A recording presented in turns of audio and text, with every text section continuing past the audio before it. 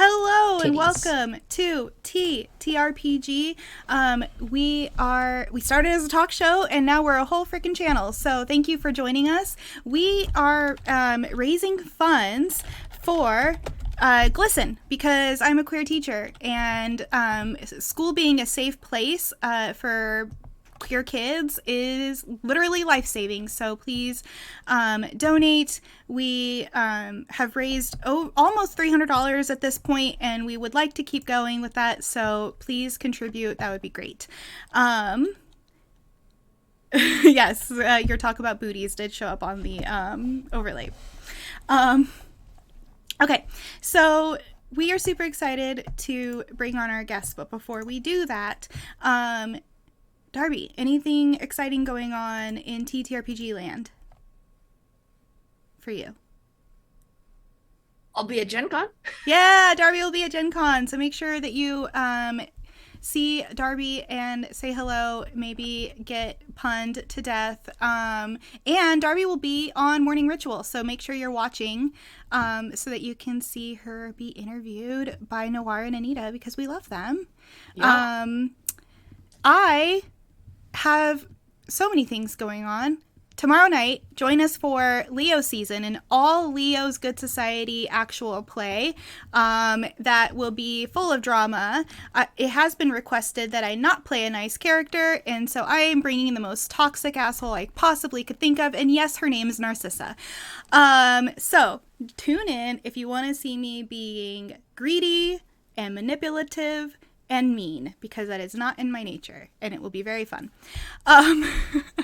So I'm really excited to bring on our first guest.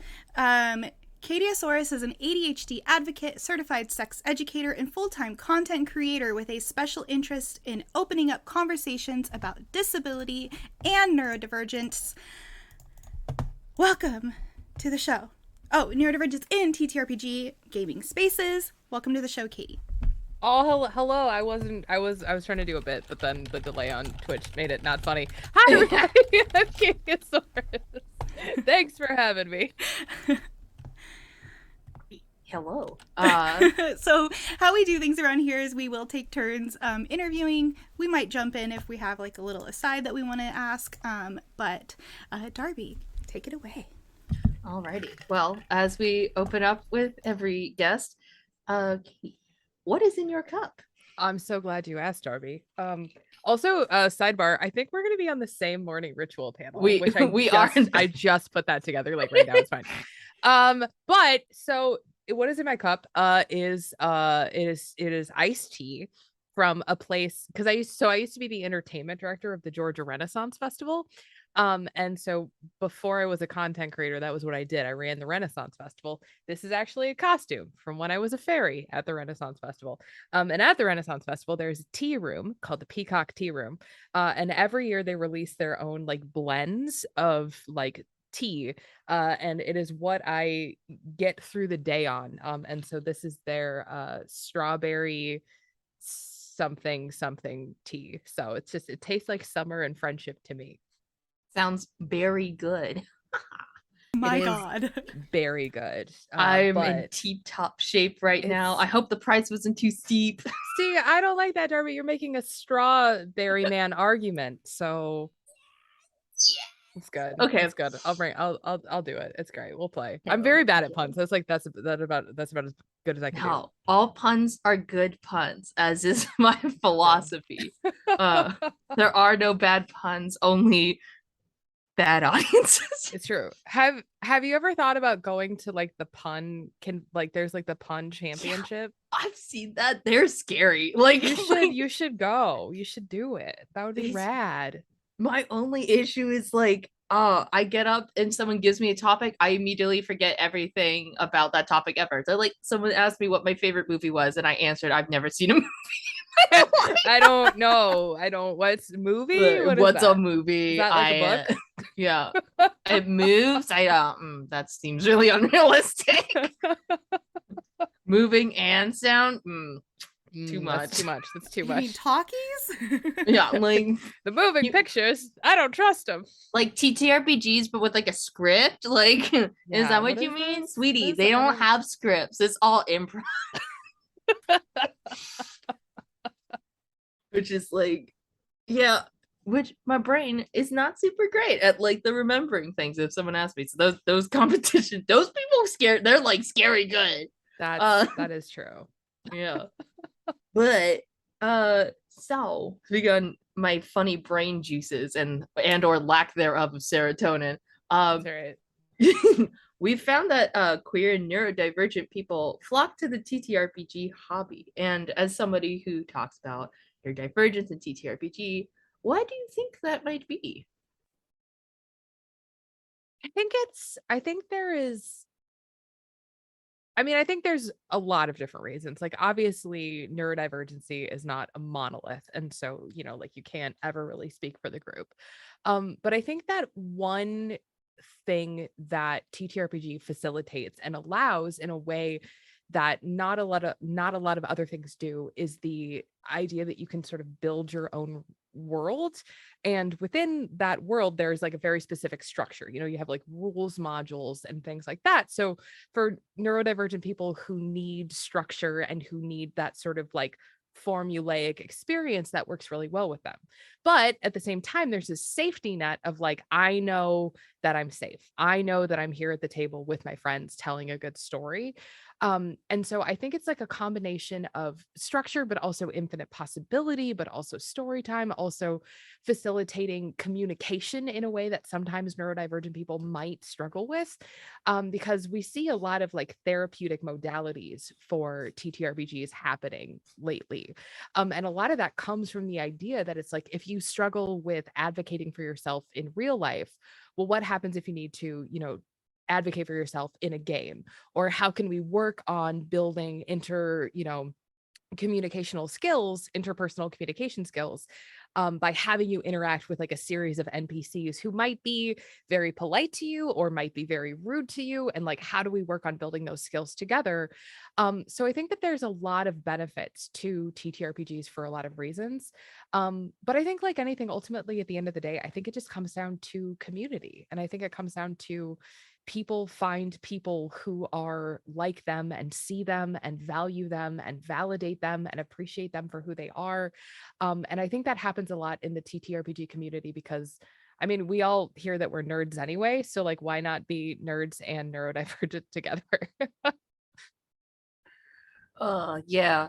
the first, or one of the first few conventions I ever went to was like a teachers convention, and I sat on this one dude who's like, I'm talking about Dungeons and Dragons and using it as a teaching tool for kids with like small social issues. And he talked about this one group. He had kids who were like, they were all kind of alone in their own corners, and then got them into this D&D group, taught them like, interaction, and on top of vocabulary and describing things. And they went from being 5 kids sitting alone in a room apart from each other to being like close friends. And like talking about giving them all these skills to like handle conflict in like controlled settings. And it was really cool. And I'm like, this is the only part of this convention that I'm like super excited for. I actually sat in a panel about using D&D for dialectical therapy as well for people with PTSD, because you're put into these situations that are like, it's a safe way to explore traumatic situations. Yeah, absolutely. As long as you're with people you trust, you use your safety tools, which we believe in here. Yeah. And it's very accessible to people. Like Dungeons and Dragons, like all this stuff, all of it's like online and easy to access. Like masks, super easy, 2d6, which is what most people are familiar with dice. So it's just neato. Yeah. It's for lack of better word, neato, and accessibility is something that's super important to us here at TTRPG. So in being in this space and being in this community, what are some of the tools that you've seen utilized that you want to like hype up? What is something that you wish people use but you haven't seen it being used enough, maybe? Oh my gosh. That's a wonderful question.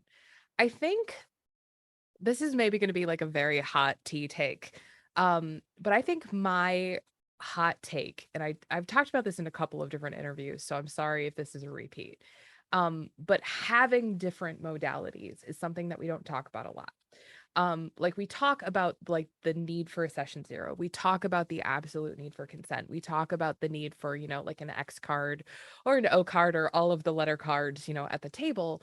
But one thing that I think sometimes can get left behind is the fact that people bring different experiences to the table.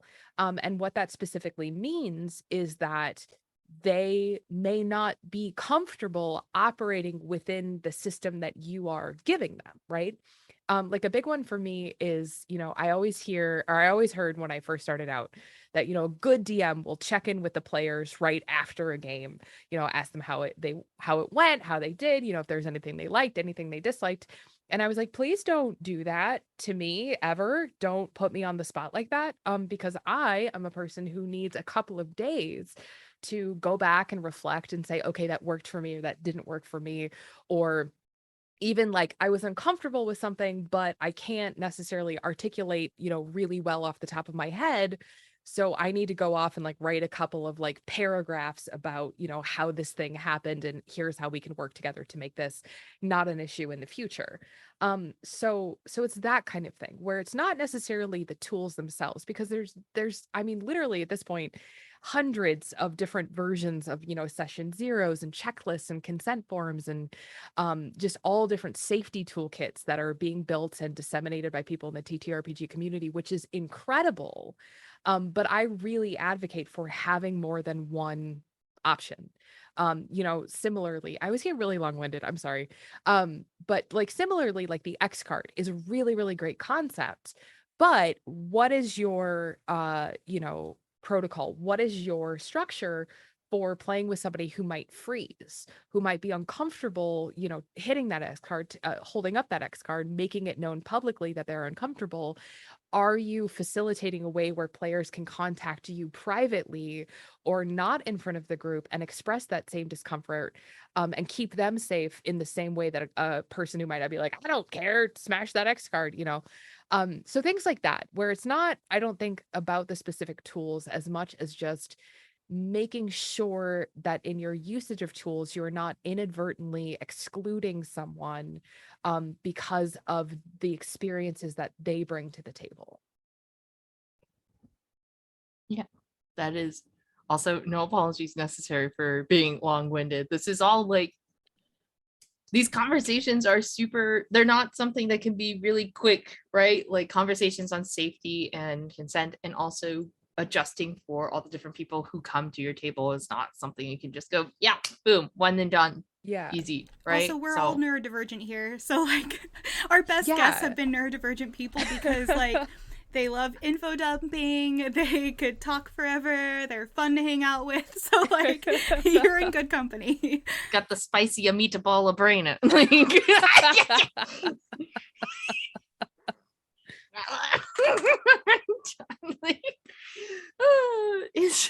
we've got the spicy meatball brain. It's all good. We're all here.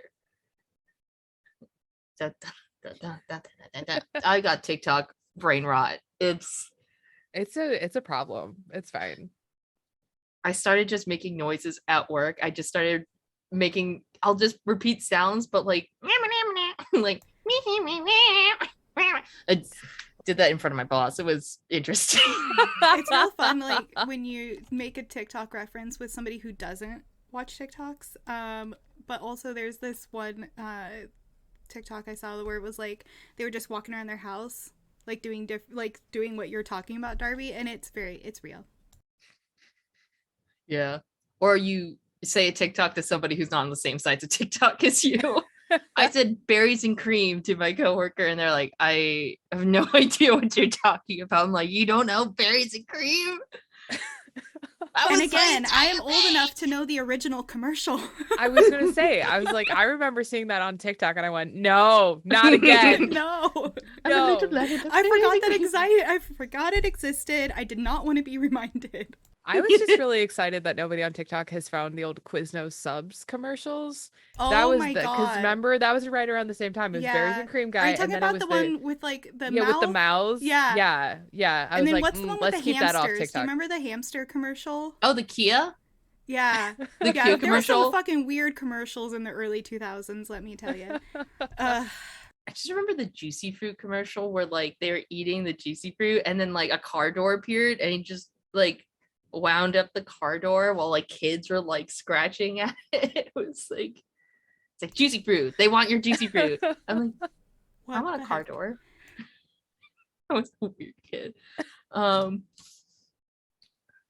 so on another branching topic on like TTRPGs and talking about consent and modulity and all these things, conversation about sex education and sex and stuff is very important and sometimes difficult to talk about. What if you had to conceive of a TTRPG that talked about sex? What would you think that would look like? Oh my gosh. That's like the hardest question I've ever been asked in 2 years of doing this. Because I think what I would love is to see it contextualized in a way that is maybe even less about teaching specific things, but more about breaking the sort of stigma and shame and this idea that there are bad or silly questions. And so building and creating a TTRPG that is fundamentally about talking about it, talking about intimacy, talking about relationships, and within that modeling good and healthy communication. And because it's weird because okay, this is gonna feel like a tangent, but I promise I'll bring it around at the end. But one of the most interesting things for me as somebody who is a certified sex educator, and I talk a lot about sex and intimacy, and especially sort of at the intersection of disability and neurodivergency, is that yes, there are some people who don't know, like, the medical terminology. Yes, there are some people who are perhaps misinformed or underinformed on, certain bodily functions. But a lot of the time, what the actual issues come down to, especially when we talk about neurodivergency and intimacy, is that it's a breakdown in communication. It's not that I don't know how my vulva functions. It's that I don't know how to talk to my partner about the fact that it takes me 20 to 30 minutes for my vulva to be aroused, like that kind of thing. And so I think if you were to sort of gamify that experience, if you were to sort of like contextualize that experience in a playable game, I think making a game that is built around healthy communication and breaking down things like asking versus guessing and mind reading culture and the stigma, I guess, like the stigmatization that comes from not wanting to talk about sex, or this very sort of toxic idea like, well, if they love me they should just know. It's like, that's not how real life works. So I think that would be my answer, is make a game that is fundamentally about developing really healthy communication skills. And if anybody decides to make that game, please slide into my DMs because I want to see what happens. Heck yes. Love healthy communication. It was from TikTok that I learned about ask versus guess culture. I'm like, yes, a lot of things are now clicking for me. Oops. Ooh, learning new things about my brain. But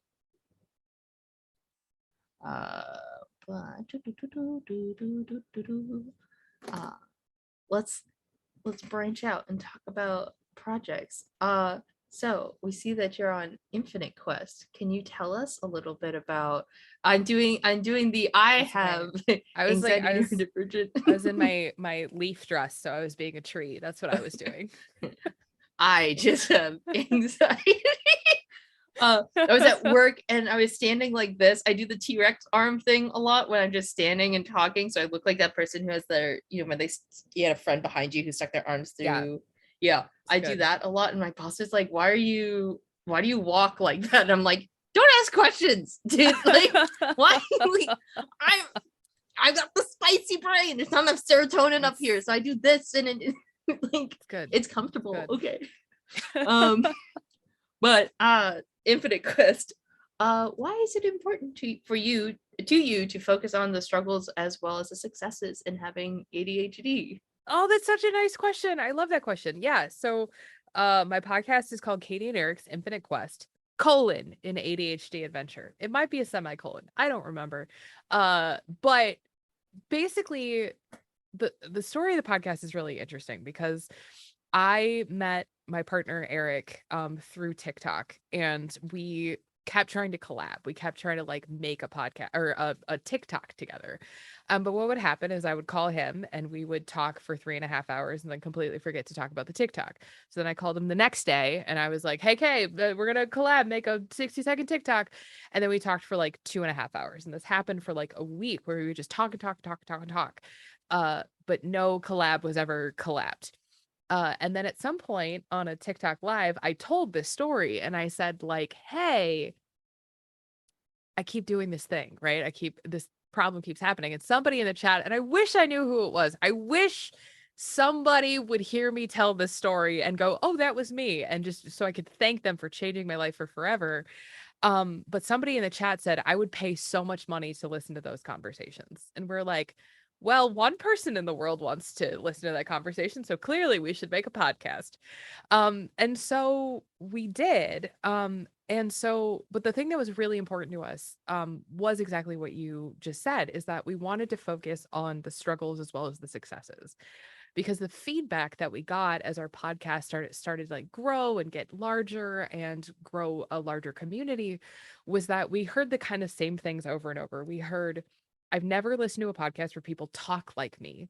I've never heard a podcast where people just change topic in the middle of the conversation and that's okay and nobody judges them for it.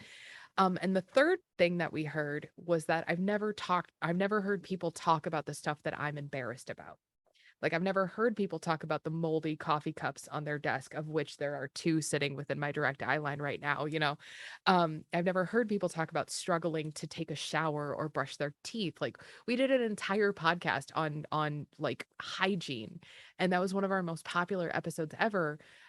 Because I think that there is a lot of shame. I think there's a lot of shame and there's a lot of stigma wrapped up in this idea that to be a functional, which I hate that word, but to be a functioning neurodivergent person, you can't struggle. Everything has to be simple. You have to have your systems figured out. And that's not true. Like that's not true. And I hate the sort of like harness the power of your creativity and now it's a superpower and you're cured. Because I also think that's damaging. And so when we started the podcast, we really set out to sort of find a balance of talking about our successes and talking about the things that make us passionate, and not to sort of accidentally free plug myself, but like we're doing a whole web series now about just like following your passions and seeing what happens. But the struggle is part of it. You know, my neurodivergency, my disability is a part of every moment of my life. And I think that it's important to be able to just say, hey, you know what? Today was really hard. Today sucked. And to not make people feel alone or that they're broken or there's something fundamentally wrong with them, because they also have those same struggles. And now we're a top 50 mental health podcast, so I feel like we're doing at least something right. I don't know. It's fine. That's awesome. Yeah, as somebody currently surrounded by, as you were talking about, like coffee cup, I've got like stacks of paper and like garbage, just old napkins jammed underneath my monitor. I have at least like one sandwich from like last week that I was like, I need to bring that down, and then I just keep getting distracted, and I'm just like, it's fine, that happens. You know, I had a cup that lived by my on the floor of near my desk from New Year's that I only put in the kitchen 2 months ago.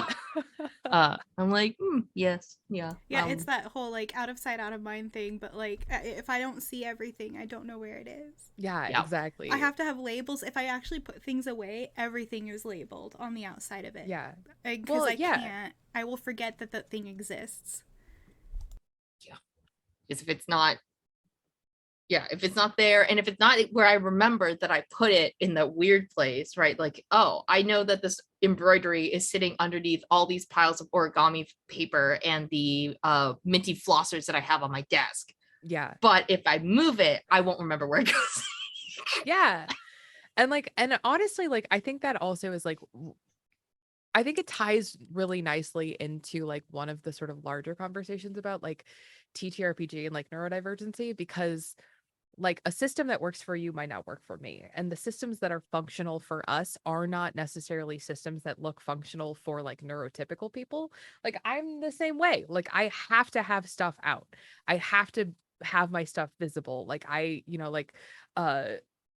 like labels are so important and like that kind of thing. But a lot of people will look and go, oh my god, your desk is so messy, how can you stand it? And I go, because I know where everything is and I like it like this. Stop trying to tell me how I need to look or how my space needs to look in order for you to perceive me as successful, as you to perceive me as functional. Again, I hate that word so much. But like it goes into the TTRPG conversation seamlessly, because when I go to conventions, I talk a lot about neurodivergency and I educate about like how to make games more inclusive for neurodivergent people. And one of the big things that I hear all the time is, well, my players don't look like they're paying attention. My players, are like fiddling on their phones or fidgeting or getting up from the table or whatever. And like, how do I stop them from doing that? How do I make them pay attention?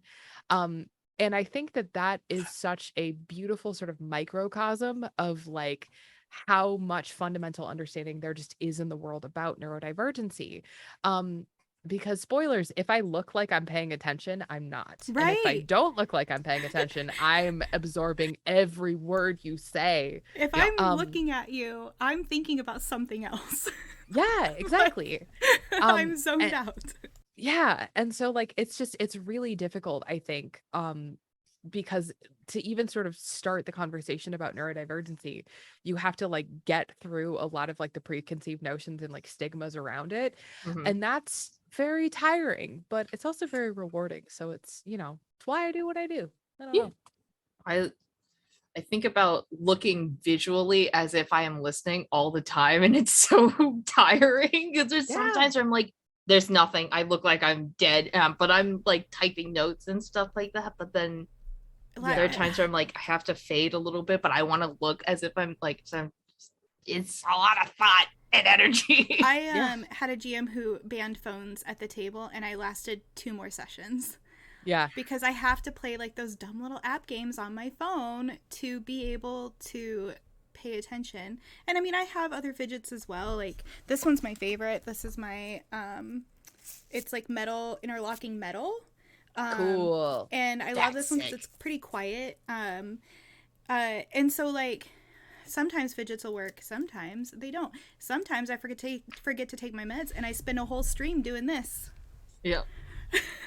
I've got origami. That's something I did in college, and I got like my school's like disability services with like, she can fold origami and pay attention. She's absolutely paying attention. Don't ding her for this. And it was great. I just sat in the back, listened, and then when I needed to take notes, I would take notes. But then I was like, no, I'm listening. I know I'm like my hands are doing something else. I always volunteer to be the note taker because that is the easiest way for me to stay in the thing. Especially if I can do it in character, but even like at work. So like if I go to a long ass meeting that's going to be 8 hours, I have to be the note taker because I will not pay attention if you don't let me be the note taker. And I'm good at taking notes electronically. I'm very organized. Yeah. But yeah, speaking on organization, you have lots of different platforms, like just talking about your podcast, like TikTok, like you're on Twitch and all these other things. I'm curious about how you keep all that information organized and stay on top of everything. What a hilarious and funny joke that you are there specific tools, if any, that help you? Because like I just have like, I have my Twitter and I have my Twitch, and I help manage other people's stuff. But for my own personal things, I'm like, yes, I don't brain go burr. Like I think I look on TikTok, I'm like, will I ever post content? No, I don't know how I to.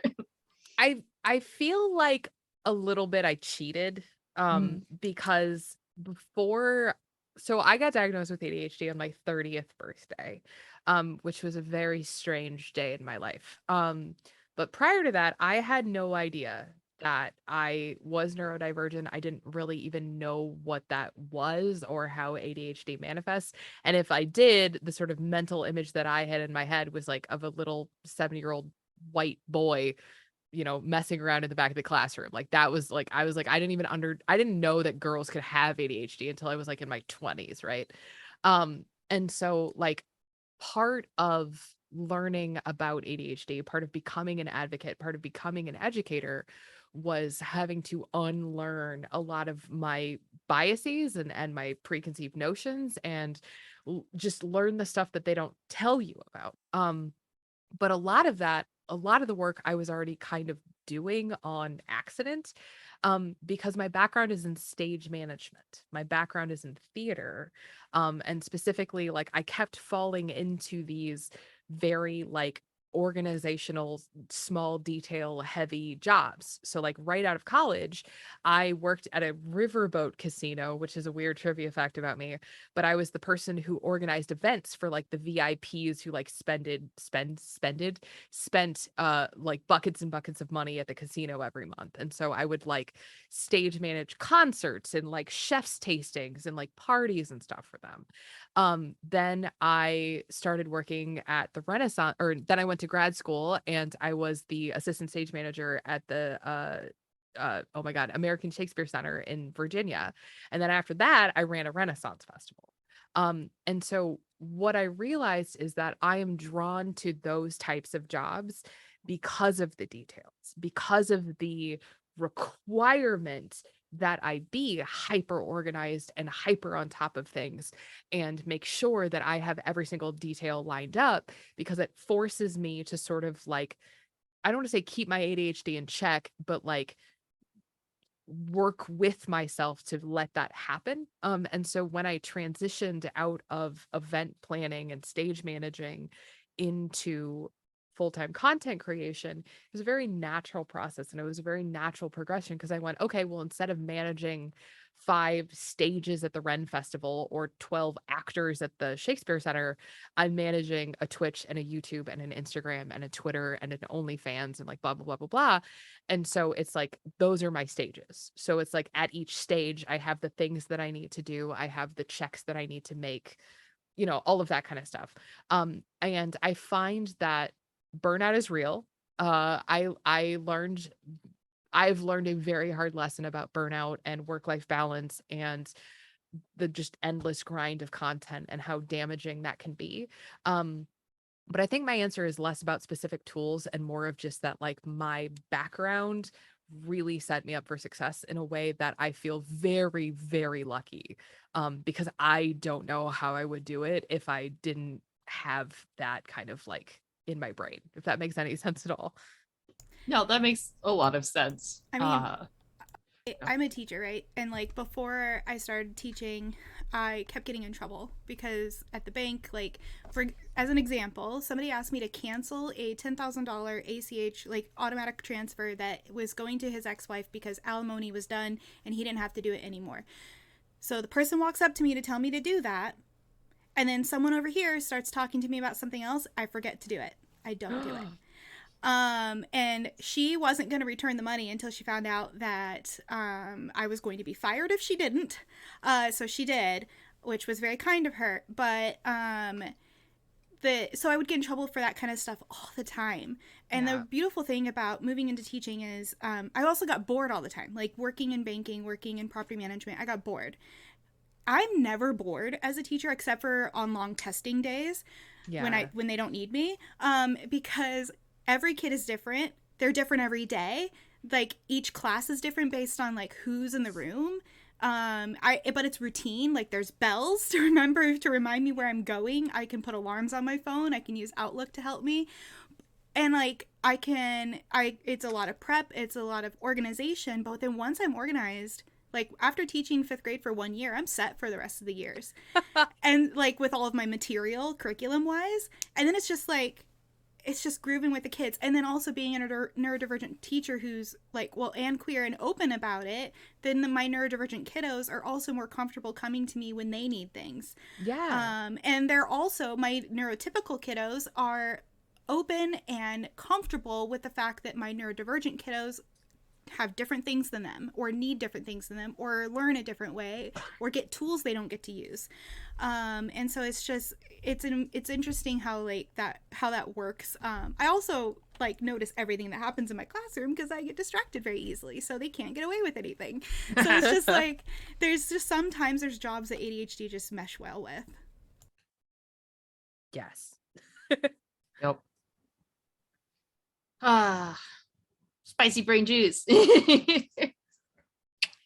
I guess the last thing I got on my list is morning ritual. We're both gonna be there.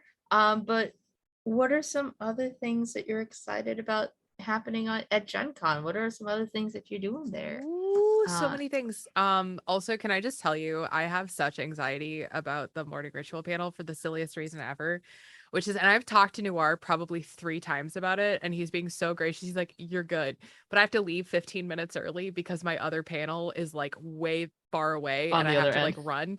And I was like, oh my God, I really want to do it, but I have to leave. And I'm just like, the anxiety I feel about having to like leave 15 minutes early is like consuming and me. And I don't looking at you. And yeah, like, and I just have to be they're like, gonna watch bye, you. I'm more important than everybody else. Bye. And I was just like, I don't know why that is like absolutely consuming me, but it's very funny. So I'm sharing that, Darby, with you, so you know that when I leave, it's gonna be the most like awkward thing ever. But Darby, yes, you should just do something obnoxious while it's happening, so they're looking at like, you. can you like instead of spill like my coffee like on me, like just dump coffee on me? I'll be like, oh no, I guess I have to leave, and it's perfectly justified. You could do like a cool like outfit transition as you leave, just like whoa. It's like tearaway pants, like those like basketball pants. I'm just Shika, next panel. No, but what else am I doing? So I'm doing focus. You're focusing. Now I'm just picturing tearaway pants at the panel, and I just desperately want that to happen. You should do it. I'll spill water. It'll be great. It was so good. I was like, I've seriously talked to Noir like 3 times. I've been like, I'm so sorry, and every time he's like, you're good, and every time I'm like, okay, and I'm still just like so anxious. Anyway, I feel that. I am right after that, immediately after that, is I'm going to be doing the Stars of TikTok D&D actual play game. We are going to be playing with some incredible people. I'm really excited. I'm bringing back one of my like more popular one-shot characters. His name is Newt, and I love him so much. So I get to play Newt again, which I'm really excited about. And then on Saturday, I'm doing 3 things. I'm going to be doing the How to Go Viral TikTok panel, which is going to be me just going, I don't know, nobody knows, good luck. I'm very excited about that panel. And then I'm going to be playing we're going on an ADHD adventure game, where we're going to be raising some awareness about how neurodiversity looks different on people through D&D, which I'm excited about. And then the very last thing that I'm doing is on Saturday night, I am running a game of Dread, which is important because not only is it not D&D, but it's also the first time I will have ever publicly DM'd, GM'd, hosted anything ever. This is my debut. It is going to be a charity one-shot that Gen Con is graciously going to be streaming onto their Twitch channel. And we're going to be raising money for the Trevor Project because it's my favorite thing. And that is what I have to say. I'm sorry, I've talked for a really long time. No, don't apologize. Seriously. We're very excited to have you. Thank you for coming on. Please enjoy sitting in the green room while we bring Jay on. I'm so excited. So Nala J Wu is an art director for Games Unbound and freelance illustrator, as well as voice actor, sensitivity reader, cultural consultant, and a TTRPG stream performer. Their recent projects include Coyote and Crow, Emmy-nominated Uncaged Goddesses, The Adventuring Artist Tarot Deck, and many others. Jay, thank you for being here. What's in your cup? Thank you for having me. No, I'm so excited. I'll take any opportunity to hang out with you. My tea's like half drunk, but it was sent to me by you and Friday Tea. I think it's a custom blend that you got made. It's a black tea and it tastes good. Yeah, it's our it's TEA TRPG flavor. It is black tea with dried raspberries, orange peel, pink glitter, and teapot sprinkles. The teapots were so cute. Yeah, we were really excited that they like actually match our logo, which was just the icing on top of the already cute cuteness that is Friday afternoon tea. I've been sipping so slowly, so I'd still have some by the time my interview started, but I'm gonna drink What's now. in your cup? Air. So, I'm fine. I get to make you laugh visually in front of people. When it comes to making TTRPG character art, how does creating your own OC art compare to creating art for commissions? And what does your design process look like? Great question. I'm gonna read it again with my eyes. So speaking of tools, accessibility tools, not only do we have the captions on in Zoom, but we also copy and paste the questions that we ask into the Zoom chat for our guests, which was something that Christina Sisto Kindle suggested, and we have been using it ever since. It's great, because I have an auditory processing disorder, and so I was listening to the question, but, like, not really. No, that's happened to me on stream before, where, like, the GM says something, and then I go, wait, what? You're talking to me? And they were like, yeah. And I was like, oh, sorry, ADHD moment. I heard you. I didn't process it. Give me a second. And then they don't even have to repeat it. I just let my brain goes, just right, like this is what they delay, said. just a delay. Yeah. Just a delay. Yeah. It's a little lag. A little lag. Yeah. Buffering. Well, okay, so Please real wait. quick. My students, when I tell them that I am neurodivergent and we talk about ADHD and I talk about sensory overload and how like sometimes I need them to stop. One of my students this year said that it's like I'm a computer running too many programs and you don't want to blue screen the teacher. And so now being like, yeah, I'm a little laggy, like it's there, she's just lagging, is just so accurate, thinking about my brain as a computer. But anyway, So art process, how's that go? Yes. So obviously, I think every artist will say this. Not every artist. Most artists will say that they get more motivation creating their own content versus the stuff that you're getting paid for. That being said, I do have a lot of fun with the projects that I get contacted for, mostly because I have to be excited about them. So I'll find a way to be excited about them, because if I'm not excited about them, I won't do it. And sometimes the money isn't enough to make me excited about it. So I will find a way. I mean, but honestly, most of the stuff that I get to do is really, really cool things, which I am always eternally grateful for, and I'd love to work with you, so contact me. Anyway, like I don't have a lot of time to make OC art and content, at least as much as I'd like to, because I have to put my paid work first. Like, my absolute dream as an artist is for somebody with a lot of money to pay me to just make whatever I want. Because that would be great. And I'd actually be able to take time to do some more personal work, exploring my own fantasy settings, my own characters, etc. And I'd get to make some really killer portfolio pieces, because sometimes the work that I get commissioned for or paid for either will be under NDA, so I can't put it in my portfolio until an extended period of time, by which then the work isn't up to par with everything else that I'm doing, so then I can't use it for anything. Or it just like is in a style or a subject matter that doesn't fit my portfolio, so I can't use it for my portfolio. So I would love to be paid to just like make like full finished illustrations like the ones you see on my portfolio that have my own original content. That'd be great. But yeah, I think that's sort of like the process. Like with my OC art, I also am able to just like bust out sketches and whatever. Like sometimes I'll do sketches of like whatever is going on in the current games that I'm playing in with like my tabletop characters. I'll make a lot of like, there's certain games and certain tables where I don't really take notes, but I will do shitty sketches of scenes that happen throughout the games that I will look back on. Was one that stands out in my brain. I'm gonna go look for that because I don't remember making that. I do like now that you channel that branches off of our Avatar channel, but I'll tag you in it later. I'll find it again. It was okay, cool. Funny.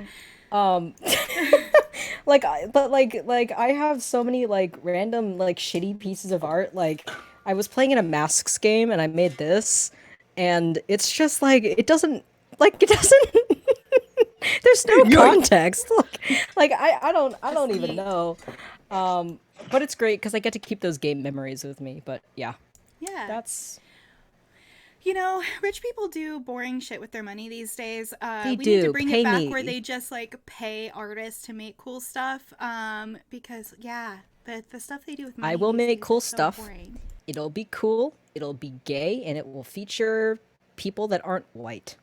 Right. And in different body types. Like, yes, that's another body type thing. Diversity. The number of times I've had to tell someone I commissioned, like, no, make them fatter. No, make them fatter. More. Oh, is this good? More. No. Bigger. When commissioning art of my characters that are, I'm like, no, they're chonky. Make it bigger. So yeah, it's a whole thing. Yep. My brain just glitched out for a moment there. Oh, there's a second part to this question. I'll answer it really quickly. Yeah. What does my design process look like? Yeah. It really depends. Like if you're talking like character design, that's like a whole thing, and we could spend like hours talking about like at least how I go about character design. But like there's a couple like key elements like silhouette and color palette and like all of these things that go into when I create characters. Oftentimes when I'm making like TTRPG characters and I'm making like character art for my character to either show the character artist that we've hired like what my character looks like, or just like I'm just drawing them for the first time, I will usually draw like the face first. Like I'll try to find a face claim or something and get their face nailed down, and then I kind of work out from that. So I'll do like the face, and I'll figure out the hair, and then I'll figure out like body type, and then draw clothes over the body type, because one of the things that I specialize in is portraiture. And so I've studied that extensively as like a completely like focused separate thing, as well as fashion design, slash like outfits and stuff, and just like life drawing in general are like some of my key strengths as an illustrator. And so those things I put a lot of care into when I'm like designing characters. And I go through a lot of iterations before I like pick what I like. There are a lot of sketches of like Choyu, for example, before I decided what I wanted them to look like. Those things will never see the light of day, but like there's a lot in the thought process there.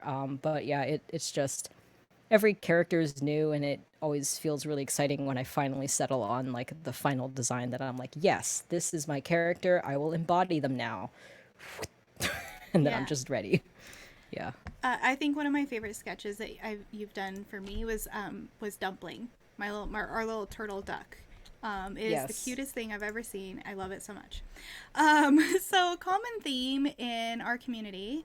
Aw, there's the little turtle duck. There it is. You see it on the overlay. Move it this way a little bit. A little bit more. Yeah, there we go.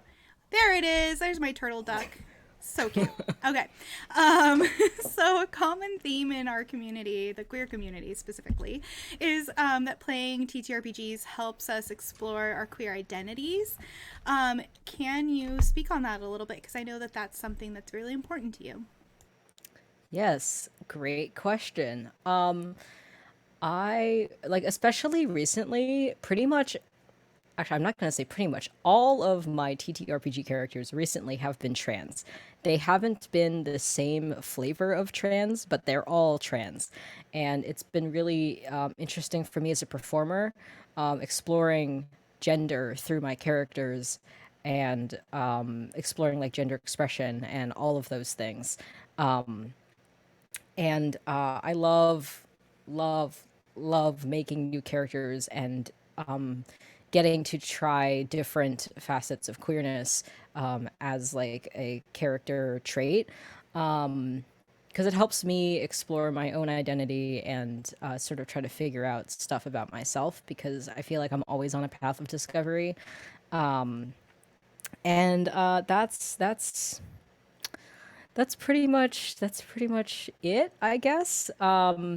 I have like gender is a weird soup and like I've been identifying as gender fluid because that's just what fits best at the moment, but like every time I get to play a character whose gender is different from any of the other characters that I've played, it's been interesting and illuminating for me to sort of look at myself and look back inwardly and think about like how do I relate to all of this.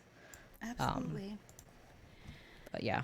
So, kind of branching off on that, we're big fans of found family here in the TRPG community, and find that to be a favorite theme among queer TTRPG players.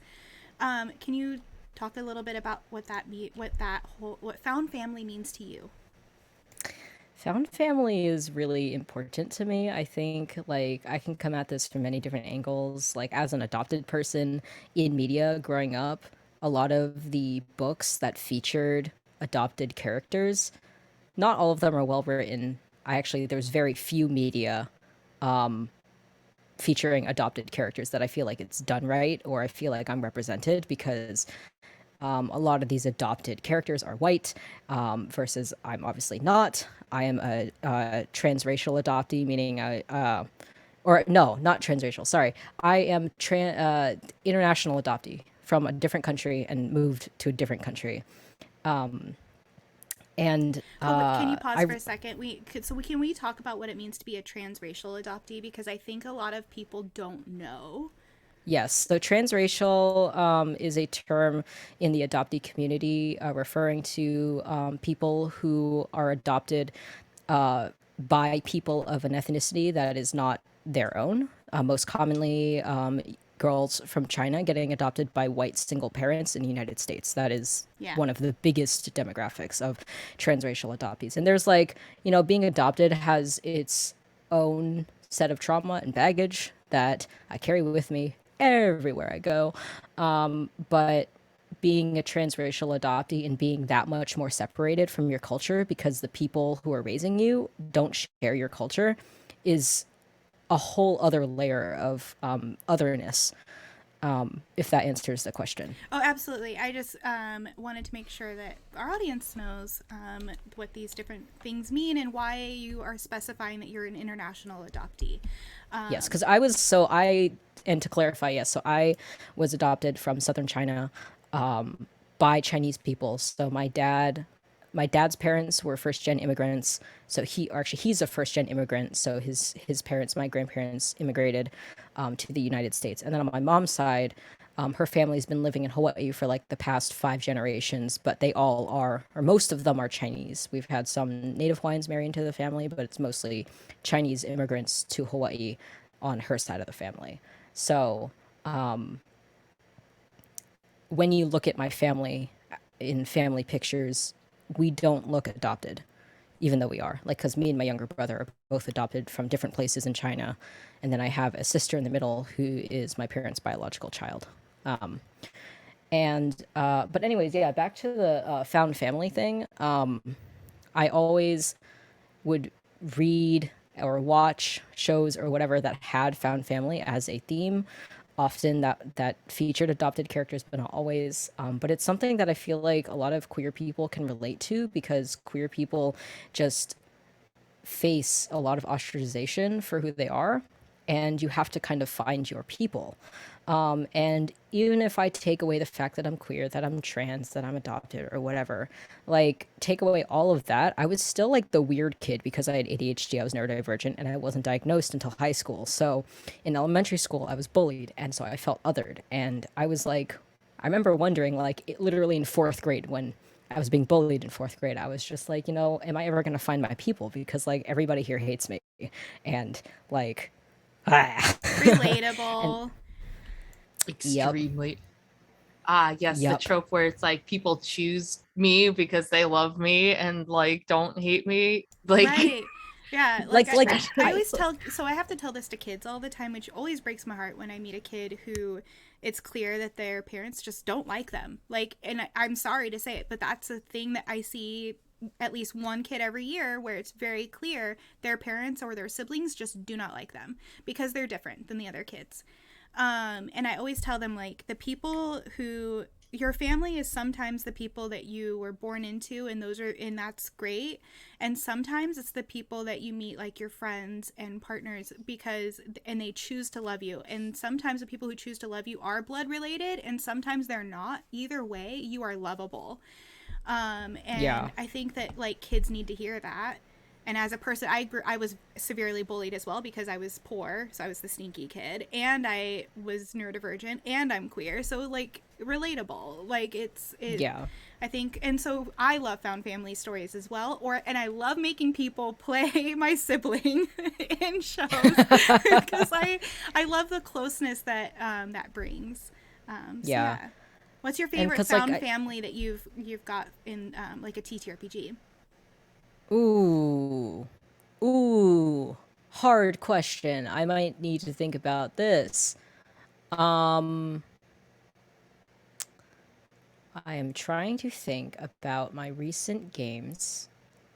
I think I'll have to think on this one. Okay, we can come back to it. You don't have to answer it if you can't think of the answer, or if it's like, I don't know. It's hard but to I think I'll say the last thing is that, like, I feel like one of the huge reasons I identify with found family so much is because of all the things that I've experienced in real life that I just gravitate towards in fiction, because I love reading or consuming media about characters who don't feel like they belong or feel ostracized or are different in some way, and then in the story they find their people and they feel loved and they feel accepted and they find community, and like all of those things are really, really important to me.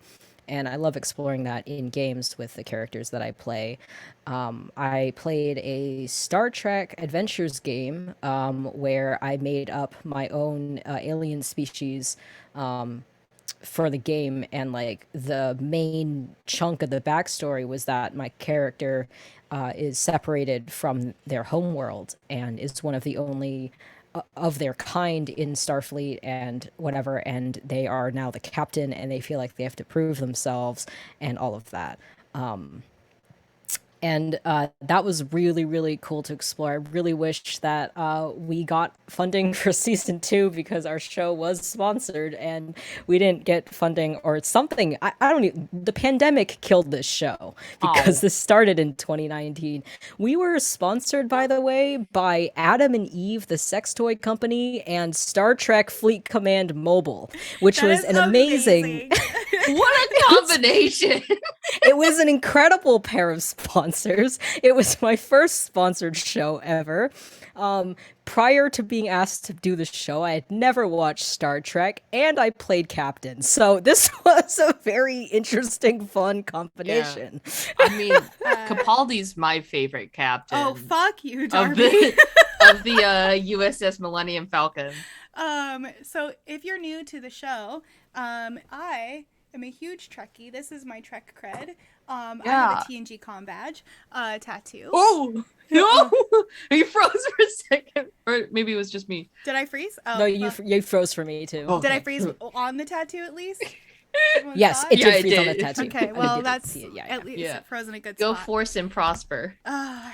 You're the worst. So I do this at work, and I work at a nerd shop where we sell Star Wars Legion. It's like my favorite thing. Someone's like, I'm buying something for Star Wars Legion. I'm like, yeah, go forth and prosper. Capaldi was the best captain. When you said that at first, my mind went to, wait a minute, that's Doctor Who. Wait a minute. Right, which Jay is also on a show of and then I was like, oh wait, you're doing a bit. I get it. Yeah. You're doing a bit. So let's talk about Mirage of the Red Sun. So this is your science fantasy story. Can you tell us why this queer tragedy is so important to you? Because, like, we're all tired of the, like, bury your gays trope, but I also think that it's nice to have some tragedy in our lives. Some of us like the drama. Can you tell us about it? Yeah, so for anyone watching, if you're curious, if you go to knowledgeoz.com and then click on the pitch deck tab, I have my all the content that I've made for this particular story there. You can see like a story synopsis and all the art that I've made for it. My college that I went to doesn't do formal theses. If I had a thesis, this would be my thesis based on the amount of work that I put into it. I really wish we did theses, but no, of course not. Not for us. Nope, not at this school. Anyway, so my last year of school, I was studying illustration with a concentration in concept design and visual development for animated films or games. And for my last year of school, pretty much, we had like certain classes, we had to like create a fully realized like story thing. And I've had this fantasy setting sitting in my back pocket since like 2016 or something ridiculous. Like I was in high school when I started making this thing up. And if I had more time, I'd tell you about how this all started with Frozen fan fiction, but that's a story for another day. Anyways, I had this fantasy setting that, yes, laugh, it's funny. My brain is still processing this. Pretty chill that way. Yes, exactly. Oh my God. Brain fart. Hold on. Recalculating. We've been trying to reach you about your car's extended warranty. Extended warranty, yeah. Okay. Back on track. Yes, I had this fantasy setting in my back pocket, and I was like, I'd love to do something with this. And so I was like, hey, professor, instead of making a whole new thing from scratch, can I use this thing? And they were like, sure. And I was like, cool, great. And then for the rest of that class, I decided to turn my fantasy setting into science fantasy because I was always going in that direction. I really love science fantasy. I feel about Star Wars, like because that's the only other like big science fantasy content that I've like watched. I have seen Star Wars. That's about as far as I go. I mean, like the last trilogy, like it had potential, is all I'm gonna say. So yeah, I feel about Star Wars. But I loved the idea of elves in space, right? Like that idea is just cool. And I'm like, we don't get to see a lot of that. Like I don't see a lot of science fantasy. And so I was like, I'd love to do something, make it unique and take white people out of it. And so I turned my fantasy setting and I pushed it into science fantasy. And so we had to create like 4 characters and create 4 characters. We had to create 4 different environments, and there was a lot of like really weird rules that this professor was making us do, which I'm not going to get super into, but it made it was both too many rules and way too open-ended. So again, I could talk for hours about how frustrating this class was, but I'm very proud of what I was able to do with it. But anyway,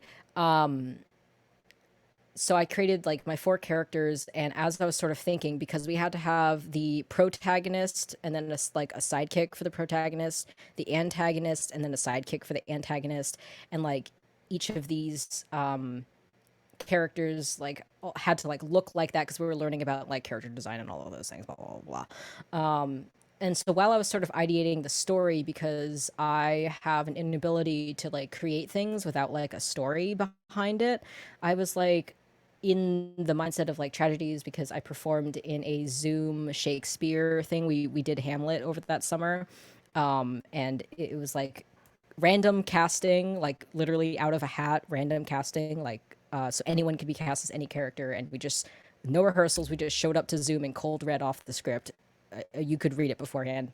Anyways, I had tragedies on the mind because of Shakespeare, and I was like, what if I wrote a queer tragedy? Because, you know, I love romance, and I think it'd be really cool in this science fantasy setting to have this kind of story. And so I started ideating, and that's where that developed. And then the next quarter of school, I was in a world building class, and so I decided to keep developing that, and I did a lot more work, and that's all on my website if you want to see it. But yeah, it was really important to me to create something that I thought was really unique and something that I don't feel like I've seen before.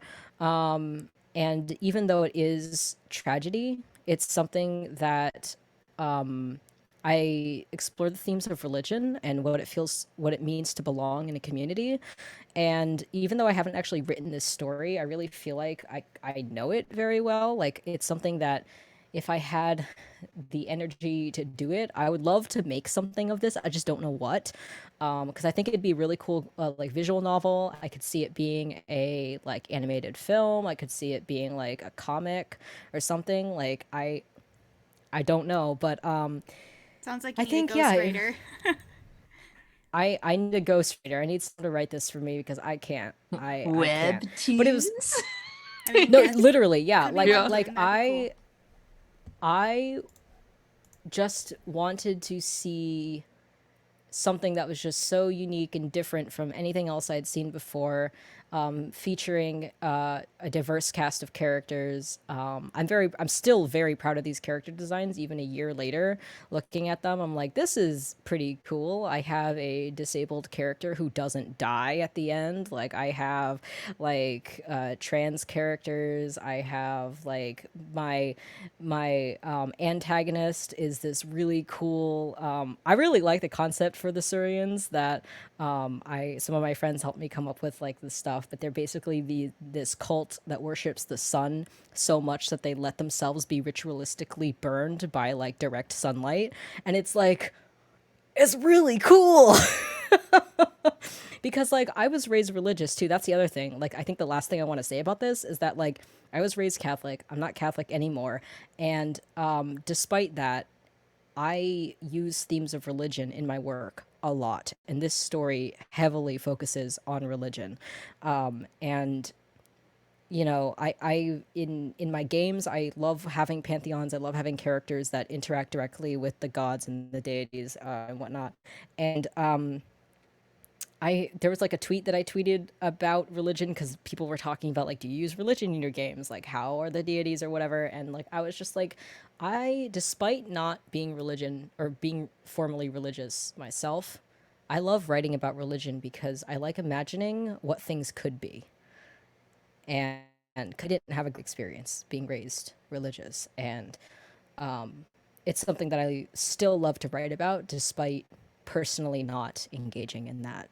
And I think that's one of my favorite things about this world that I've created is this really, really complicated, messy religion that is three-dimensional. And in my opinion, definitely biased, but in my opinion, it's really cool. And I can't wait to start running more games publicly for people so I can show people, like, this thing that I've created because I think it's cool. It is really cool. And You always have a place to...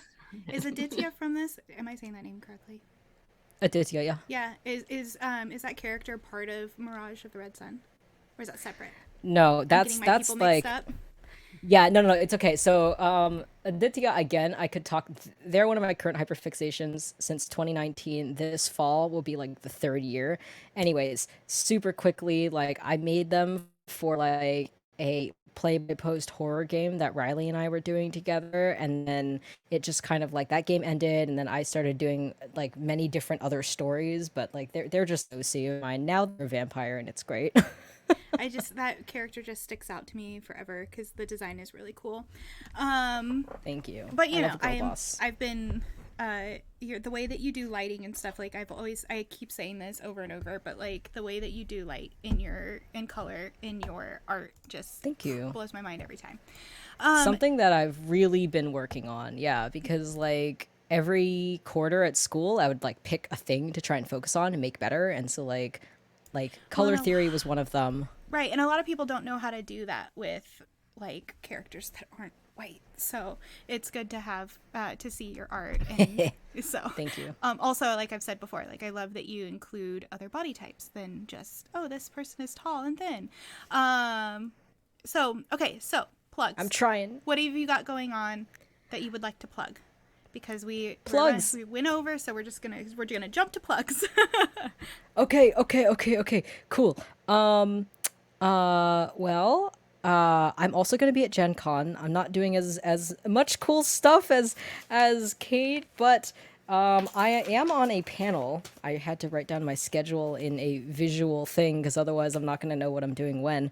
But I am on Thursday on the Shoot Your One-Shot panel with Three Flings and Utopia, and we're going to be talking about one-shots and how to write them and how to use them in your games, etc. And I'm very excited for that. But that's gonna be me at Gen Con. I'm also just gonna be like walking around and doing stuff. One of the projects, Uncaged Goddesses, was nominated for some Ennies, so I am going to go to the Ennie ceremony. I'm gonna dress up. It's gonna be great. I can't wait. I'm so excited. Heck yes. I hope y'all win.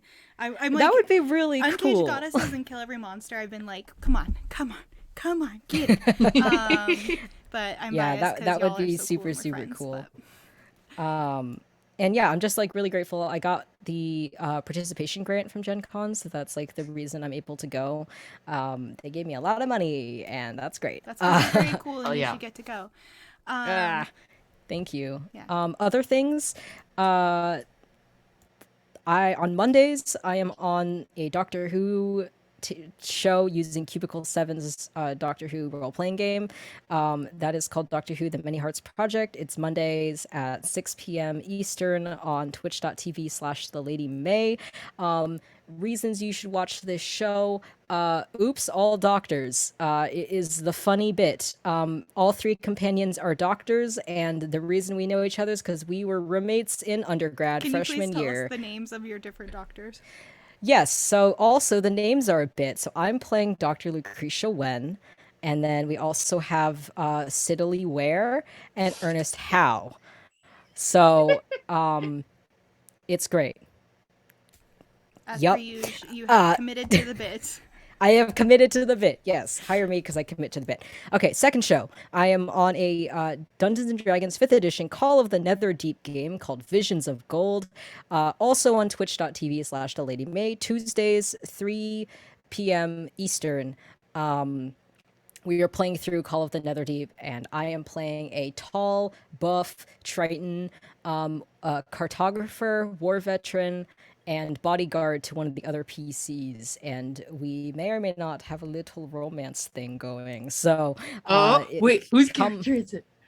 Hamna's character, Prince Ada.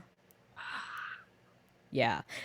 So if you like a little spicy queer romance, come watch Visions of Gold, and also watch Avatar Reclamations for romance. Yes, and then Avatar Reclamations, where I'm also doing a romance, is Saturdays.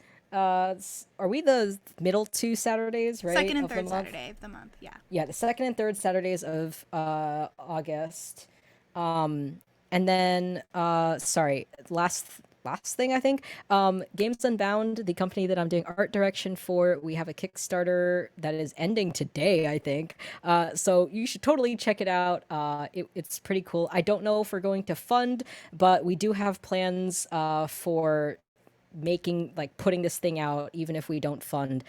We are going to get this project out. We've assembled an incredible team of diverse artists and writers, and we want to bring all of these NPCs to life, and that would be a really cool project, and I'm honored to be art director for that, and it is super cool. And I think that's all of my plugs, but yeah.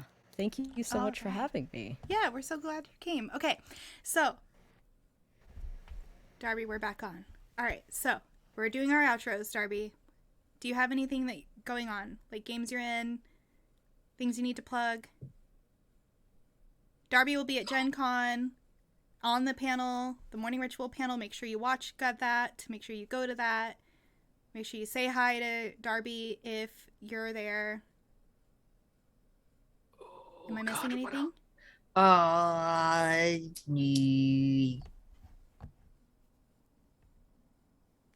Why? I do the schedule every week and I keep forgetting. Okay. We're not on this Wednesday, but generally every Wednesday, Girls Run These Worlds, I'm on their Twitch channel for Roll for Luck. D&D 5th edition campaign, lots of fun, goofy fun times. I play a changeling who doesn't know that she's who doesn't know what changelings are like because she woke up 16 years ago with amnesia with a ukulele in her hands and a name carved on the back of it. And she went, "This is probably my name, I guess." And that's her. Yep. And that's the only other thing besides that. That's regular. So Gen Con, yes, me. Hi, hello. All right. I'll be buying things. Cool. So later today at 5 p.m. we have 5 p.m. Pacific, 8 p.m. Eastern. We have another panel as part of Fae Fair, and that panel is about inclusive GMing. So definitely tune in. We have a really great group of people who are going to be participating in that. And then on Tuesday, the Tales from the Dewdrop Wanderhome game will be starting. That will be Tuesdays in August. On Wednesday, Dead or Alive is continuing. That's our tropical zombie thriller.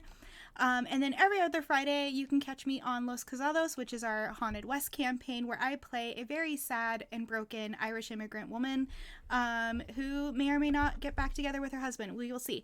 And then the second and third Saturday of the month, you can catch me on Avatar Reclamations playing my Chaos character, who I love so much, Junsho.